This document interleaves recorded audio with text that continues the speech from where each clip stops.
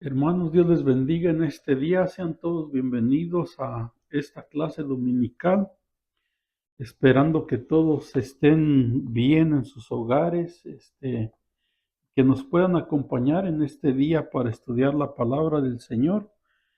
En este día vamos a estudiar nuestro estudio número 25, nuestro estudio bíblico, y estamos sobre el tema trimestral del origen y expansión de la iglesia. Y vamos a estudiar, quien no tenga su expositor, la base bíblica se puede encontrar en el libro de los Hechos, en el capítulo 11 del versículo 19 al 30. Y vamos a hacer una oración antes de entrar a la palabra del Señor. Padre Santo, te agradecemos, Señor, por este día maravilloso que tú nos das, Señor. Y por este privilegio, Señor, que tenemos de tener tu palabra, Señor, de poderla estudiar, Señor, y de poder, Señor, ser de bendición, Señor, para los lugares donde se va a oír este estudio, Señor. Padre, tu palabra es buena, es grande, nos ayuda, Señor, en estos tiempos difíciles. Y esperamos que sea tu Santo Espíritu, Señor, ayudándonos, guiándonos para que tú seas, Señor, quien enseña, quien nos ayude a entender tu palabra, Señor. En el nombre de Cristo Jesús te ruego, Señor, que seas tu Padre ayudándonos y te damos gracias, Señor. Amén. Y vamos, el título de esta lección se llama Una iglesia en avivamiento. Tenemos nuestros tres objetivos. El primero es entender un nuevo enfoque de la evangelización urbana. El segundo es mantener un espíritu de cooperación en el ministerio de la iglesia. El tercero es disponerse para una nueva apertura y obediencia al Espíritu Santo. Nuestro pensamiento central nos dice, los modelos funcionales se deben reproducir o copiar. Nuestro texto aéreo dice, y la mano del Señor estaba con ellos, y gran número creyó y se convirtió al Señor. En Hechos 11:21 es nuestro versículo. Y pues el Señor, la mano del Señor estaba con ellos, y cuando la mano de Dios está con nosotros, pues grandes cosas acontecen, amén. Por eso es que hay avivamiento, porque estamos de la mano del Señor. Vamos a leer la lectura en Hechos 11:19.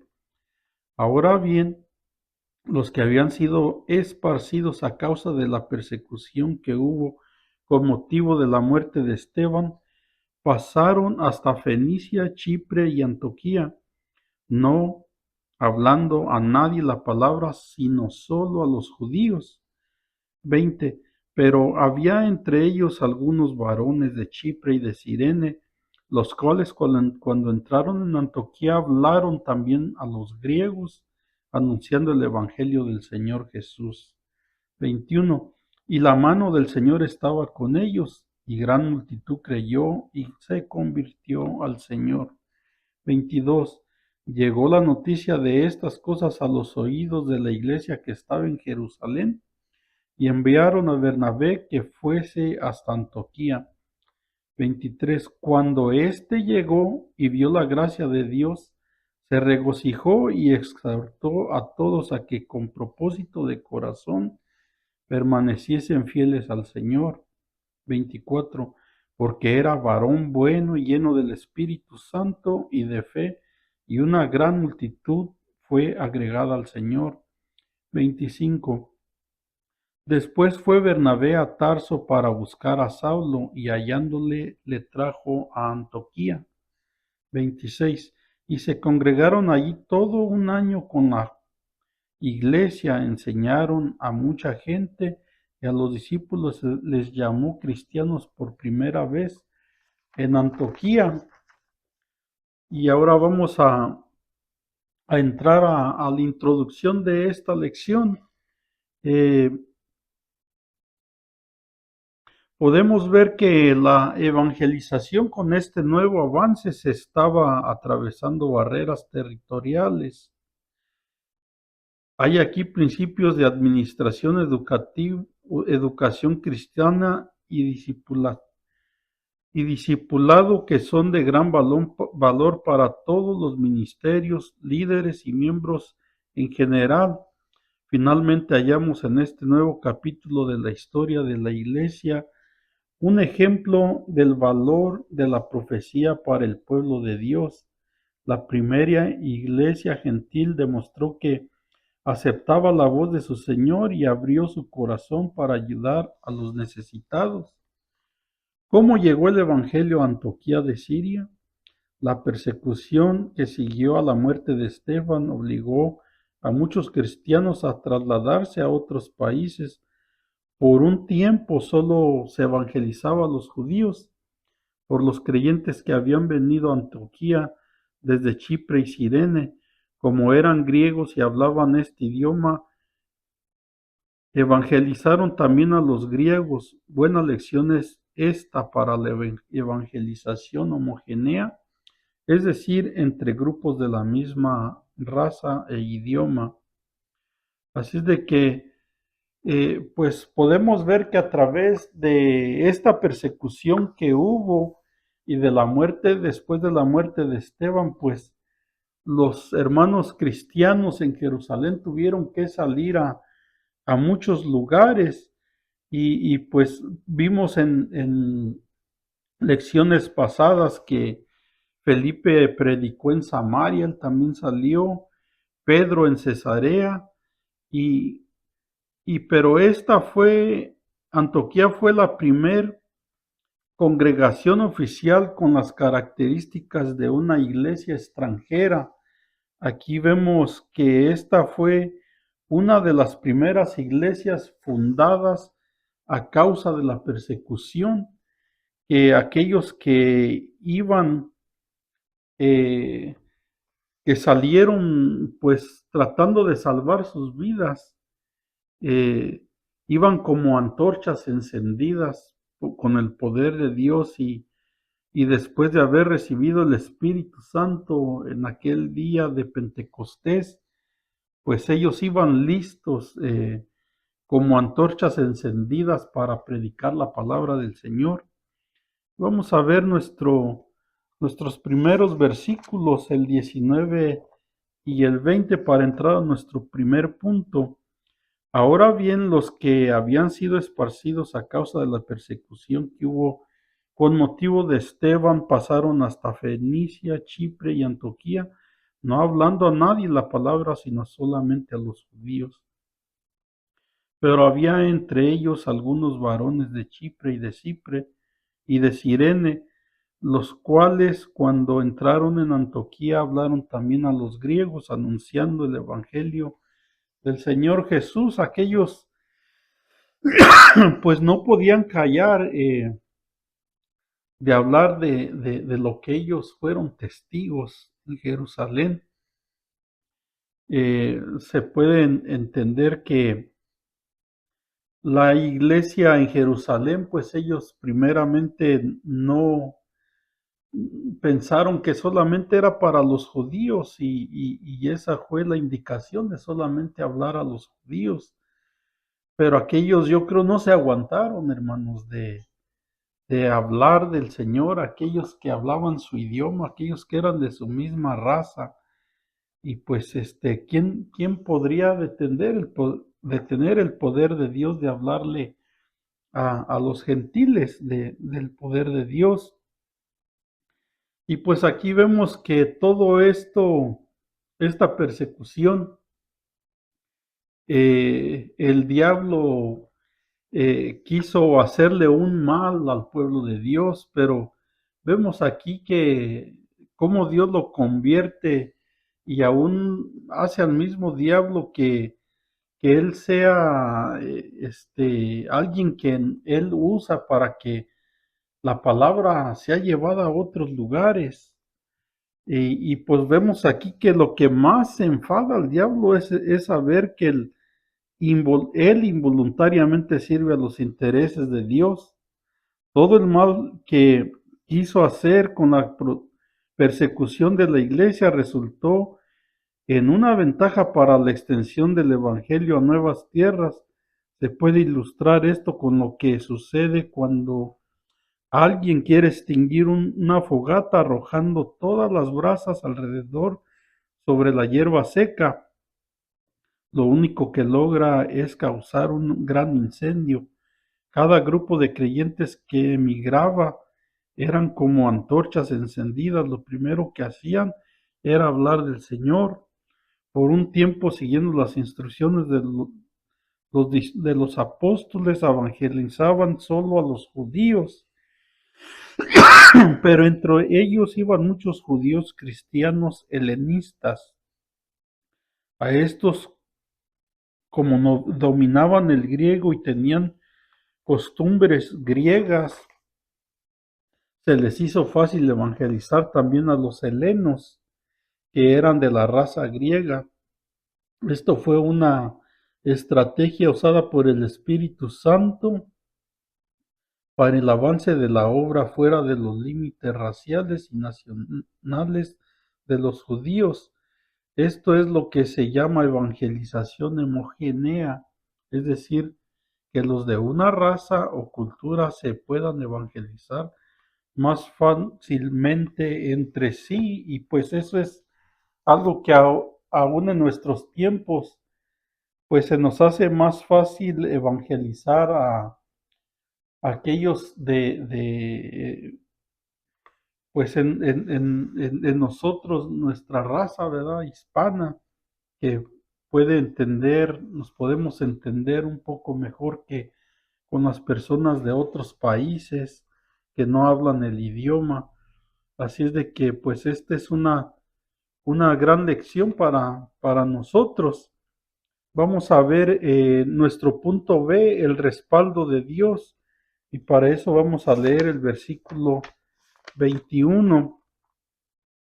Y la mano del Señor estaba con ellos, y gran número creyó y se convirtió el Señor. Y este es uno de los versículos que vimos al comenzar, que es de suma importancia, que la mano del Señor estaba con ellos y pues podemos también nosotros a veces experimentar que cuando la mano del Señor está con nosotros, su presencia está con nosotros, pues no vamos solos y cosas grandes acontecen. Aquí podemos ver dos pruebas que se dan en el versículo 19 de que Dios se agradó de los métodos usados en Antioquía. La primera era la mano estaba con la mano del Señor estaba con ellos en la realización de milagros, sanidades y maravillas, porque cuando el Señor está con nosotros, pues todas estas maravillas acontecen. Y dice, como segundo punto, gran número creyó y se convirtió al Señor. El crecimiento numérico de una iglesia, cuando no son meros números, es indicación de que la misma está dentro de la voluntad de Dios. Así es de que pues nosotros podemos ver en estos hermanos que fueron esparcidos a Antioquía, que pues aunque ellos iban afligidos, perseguidos y pues desligados también de la iglesia donde ellos crecieron, ¿verdad? Espiritualmente, aunque ellos hayan ido así, nos dan por entender a nosotros que no hay que tomar la persecución y las pruebas como excusa para estancarse en la tarea de ganar almas. Hay que cruzar las barreras raciales, sociales y culturales con el mensaje de Dios, que es lo que cambia las vidas, que es lo que este, nos trae esperanza, la palabra del Señor.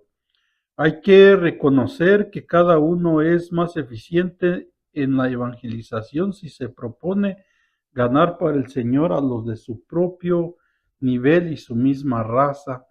Y pues eso lo podemos comprobar a través de la palabra de Dios, que Este gran avivamiento fue porque aquellos que conocían y hablaban el mismo idioma y eran la raza de aquellos en Antioquía griegos, pues hubo un gran avivamiento.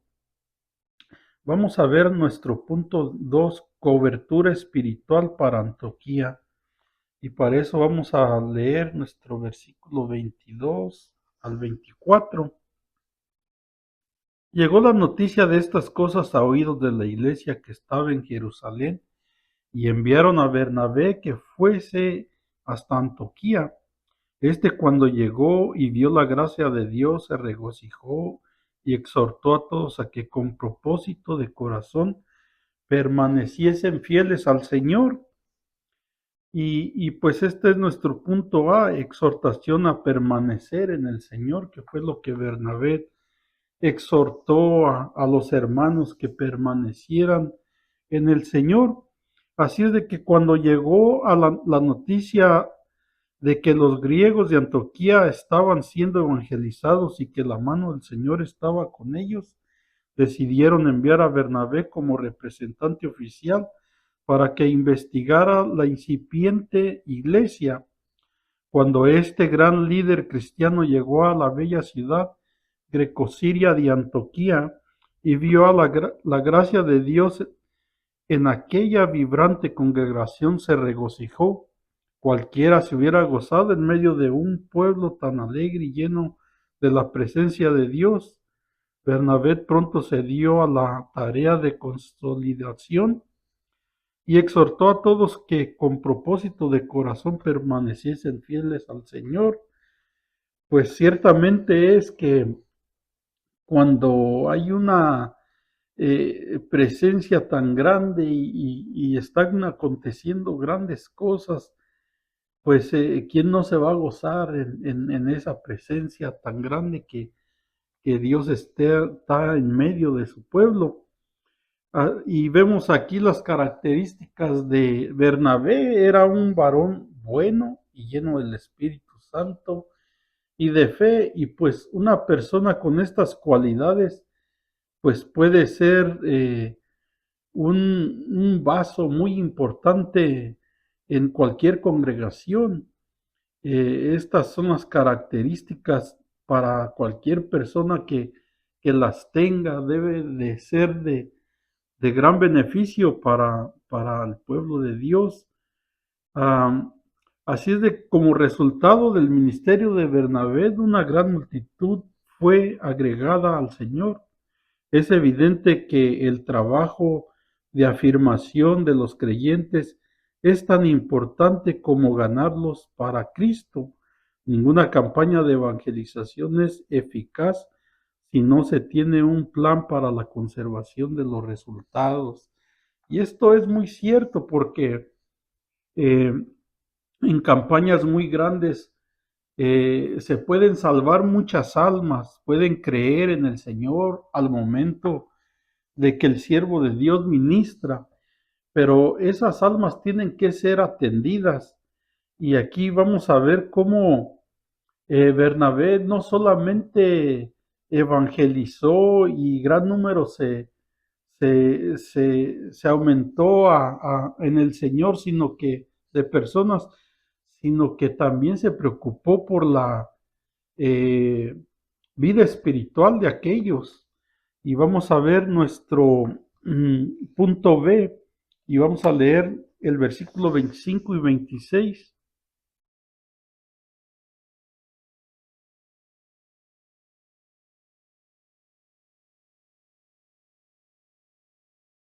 Después fue Bernabé a Tarso para buscar a Saulo, y hallándole le trajo a Antioquía. Y se congregaron allí todo un año con la iglesia y enseñaron a mucha gente, y a los discípulos se les llamó cristianos por primera vez en Antioquía. Aquí vemos que Bernabé miró la necesidad que había después de haber evangelizado a esa gran multitud, y vio la necesidad pues de pedir ayuda alguien que lo ayudara, él solo no iba a poder con todo este trabajo. Y pues tan pronto como Bernabé se familiarizó con la iglesia, notó la grande necesidad que había de iniciar una campaña de educación cristiana, pero también sabía que para echar a andar un programa de educación bíblica de la magnitud requerida era necesario contar con la ayuda de otros. Él se acordó de Pablo, sabía que Dios lo había llamado al ministerio, pero esto estaba trabajando solamente en su tierra, quizás a causa de la persecución en su contra, es lo que nos abre en el libro de los Hechos 9:27, o por falta de comunicación con las demás iglesias. Así es de que en Bernabé podemos ver un espíritu de compañerismo en la obra, al invitar a Saulo para que usara sus cualidades como maestro y predicador del Evangelio. En esta nueva misión, su experiencia como líder y la dirección divina le guiaron a recurrir a este nuevo apóstol en lugar de llamar a Pedro o a otros de los 12. No escatimando esfuerzos, fue hasta la provincia de Cilicia, a la ciudad de Tarso, y allí el viejo amigo estaba entregado al ministerio, pero pero acudió al llamado de Bernabé. Juntos ministraron en Antioquía la palabra todo un año y enseñaron a mucha gente. Y pues aquí se ve que pues él importó mucho el seguimiento que tenía que llevar los nuevos discípulos. Y pues un maestro y un evangelista como Pablo, pues acudió a alguien quien pudo llevar a cabo todo esto de que la iglesia no solamente se evangelizara y fueran nuevos cristianos, sino que siguiese adelante la fe cristiana, enseñando a aquellos que necesitan no solamente ser salvos, sino crecer espiritualmente en los caminos del Señor. Y vamos a ver nuestro punto C, identificación con Cristo. Y pues vamos a ver en este versículo eh, que pues por primera vez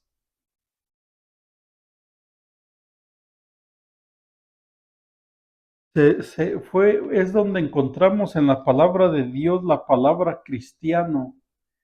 Fue por primera vez donde se les llamó se les dio ese nombre a los creyentes cristianos. En el 26 dice, y se congregaron allí todo un año con la iglesia y enseñaron a mucha gente, y a los discípulos se les llamó cristianos por primera vez en Antioquía. Y, y podemos ver nosotros que a pesar de que los evangelios todavía no habían sido escritos, las versiones orales de la persona y obra de nuestro Señor Jesucristo eran expuestas explícitamente por todos los seguidores. Esto bastó para que los griegos se familiarizaran con el Cristo que los creyentes anunciaban e identificaran a estos con su Maestro. De allí que les dieran el nombre de cristianos, palabra de igual ortografía en el idioma griego. Este nombre vino a ser la mejor definición que se le atribuyera a, al discipulado, su forma de ser, sus palabras, su creencia y hasta la manera de vestir. Todo demostraba el anhelo de los discípulos de ser semejantes a su Señor. Es por eso que les dieron el nombre de cristianos, porque ellos querían ser semejantes a su Señor, semejantes a nuestro Señor Jesucristo, vivir como Él vivía, hablar como Él hablaba, hacer las cosas que Él hacía, que era lo más importante de aumentar los hijos de Dios en el reino de Dios. Y pues con estas características, por eso se les dio el nombre, porque ellos querían ser como nuestro Señor Jesucristo, caminar como Él, vivir como Él. Vemos en la historia a un general, a Alejandro el Grande.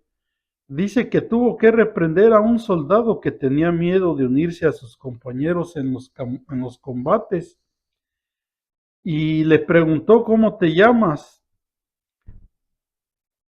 Y él le dijo: me llamo Alejandro. Respondió el soldado en tono cobarde. Y el general le dijo: pues te comportas de aquí en adelante como un verdadero soldado o te cambias el nombre. Repuso el general: no permitiré que un cobarde lleve mi nombre. Esta es una gran lección para los que llevamos el nombre de cristianos. ¿Estamos haciendo honor al título que llevamos? ¿O es nuestra conducta una vergüenza para el nombre de Cristo? Dijo un santo varón: no hables de Jesucristo a menos que sea necesario.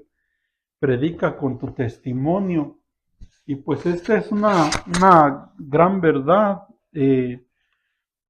Ni el mismo general, pues para él era una vergüenza que un cobarde llevara pues su nombre, ¿verdad? Y, y asimismo, pues también nosotros llevar el nombre de Cristo significa algo muy grande. Significa ser como Él, vivir como Él, tratar de seguir sus pisadas, sus ejemplos, sus enseñanzas, todo lo que, sus mandamientos, todo lo que Él dejó para nosotros. Así es como nos debemos de identificar como cristianos. Eso es lo que significa ser cristiano, un seguidor de Cristo. Ahora vamos a ver nuestro punto 3 y vamos a ver la práctica de la profecía. Y este es algo muy interesante que pues no a muchos les va a agradar, porque pues es algo que de hoy en día se saca mucho provecho de esto, aquellos que lo hacen por el interés de ganar, pues para su propio beneficio, no por las almas, sino por querer ganar dinero. Y estos dos versículos nos traen una revelación tan grande para estos tiempos. El versículo 20, 27 y 28 dice: ahora, perdón, el 27 y el 28, el libro de los Hechos, que no vienen en el expositor, 27 y 28. En aquellos días unos profetas descendieron a Jerusalén, a Antioquía, y levantándose uno de ellos, llamado Agabo, daba a entender por el Espíritu que vendría una gran hambre en toda la tierra habitada, la cual sucedió en el tiempo de Claudio. Hasta aquí vemos que esos profetas llegaron en el tiempo que Bernabé y Pablo estaban en Antioquía y, y dieron esa profecía. Y vemos aquí que en aquellos días, lo que dice en el versículo 27, se refiere a que la visita de estos varones se efectuó en el mismo año en que Bernabé y Saulo estaban allí. Hay que notar que estos profetas, aunque venían de la usanza del Antiguo Testamento, operaban bajo un nuevo patrón, el don de profecía dado a la iglesia por el Espíritu Santo. Esta es la gran diferencia. Este opera en las iglesias. Este no anda ambulante como andan muchos.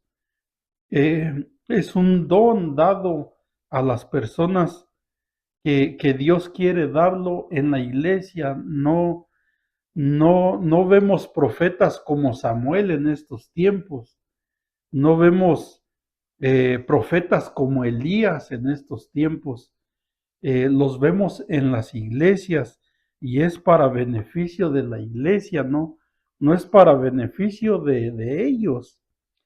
Y vemos que estos profetizaban principalmente dentro de las congregaciones.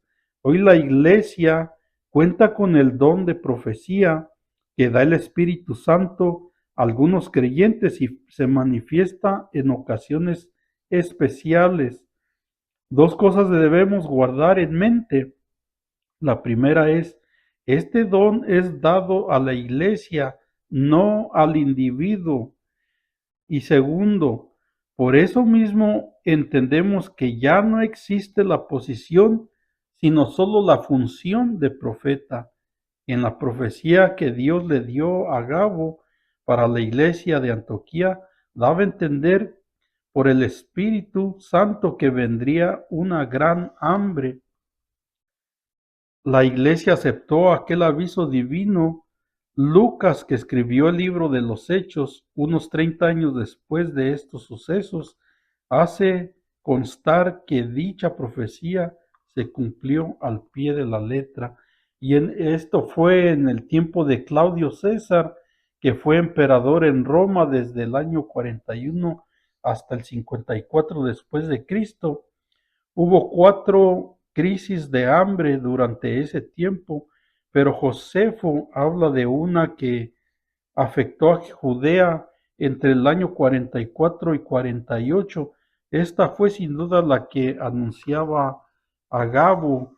Y pues esto, hermanos, es una palabra de revelación tan grande para estos tiempos que ahora pues se saca mucho provecho hay profetas ambulantes y aquí la palabra de Dios nos está diciendo que esto acontece solamente en las iglesias, es para beneficio de las iglesias. Así es de que, ojo a esto. Vamos a ver nuestro último punto B, una ayuda a tiempo. Vamos a leer el 29 y el 30, que son nuestros últimos 2 versículos.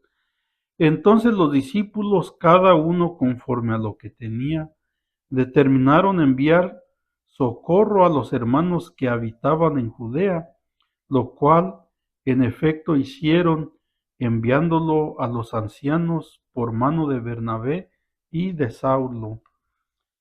Así es de que no cabe duda que las manifestaciones del Espíritu Santo a través de la profecía dada por Agabo dejó preparado el terreno cuando llegó el momento de necesidad, cuando el hambre azotó al país de Palestina, especialmente a la multitud de cristianos de Jerusalén.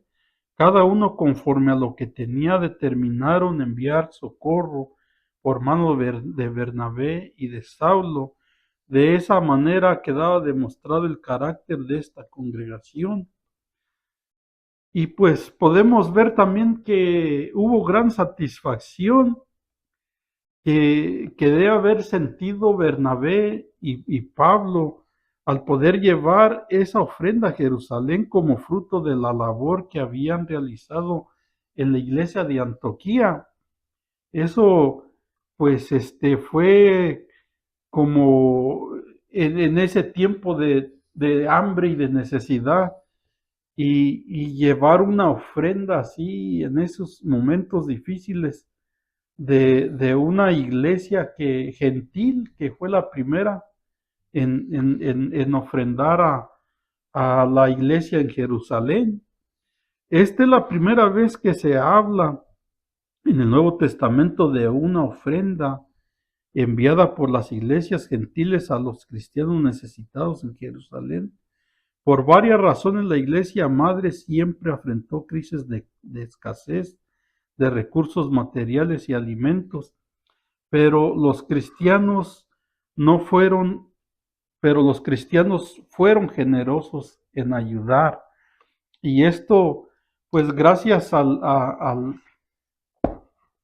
ese avivamiento que hubo en Antioquía, gracias a esos dos apóstoles que fueron a Antioquía, y no solamente hubo un avivamiento, sino que hubo un seguimiento, aquellos que creyeron, y vemos el fruto de la labor de aquellos que en tiempo de necesidad, pues pudo ser bendecida aún la iglesia madre en Jerusalén.